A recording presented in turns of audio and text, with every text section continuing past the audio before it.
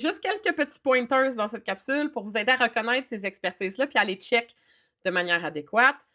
Et la première remarque, c'est que habituellement, les experts en ligne, les vrais experts en ligne qui ont de réelles connaissances sur un sujet duquel ils parlent, vont rendre accessible leur CV facilement.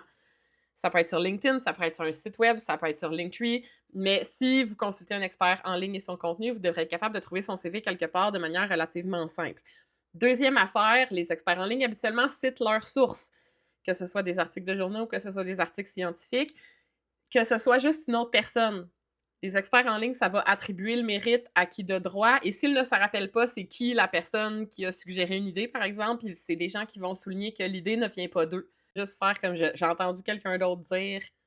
Bref, les experts, habituellement, ça reconnaît la valeur collaborative des savoirs. Troisième point, des experts en ligne, habituellement, ça fait preuve de nuance parce que ça sait que la neutralité totale, ça n'existe pas. C'est des gens qui vont mettre en évidence qui ne sont peut-être pas justes, qui sont peut-être biaisés, qui vont aussi mettre en exergue des choses qu'ils disent qui sont peut-être pas justes. C'est-à-dire que on peut partir sur une capsule, puis dans cette capsule-là, avoir besoin d'évoquer une information qui ne nous vient pas. À ce moment-là, un expert va faire ça, je suis pas trop sûre, peut-être que je dis n'importe quoi à ce moment-ci. Ça invite à checker et à vérifier l'information.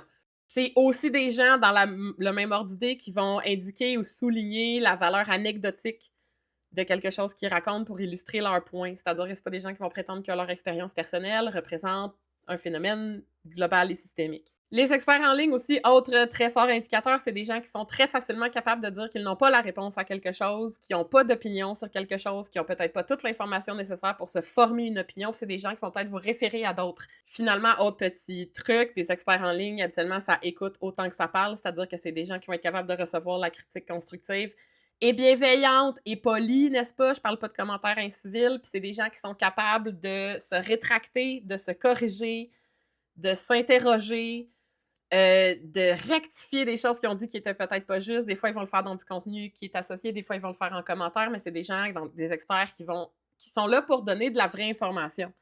Fait qu'ils n'auront pas peur de corriger des choses qu'ils ont dites.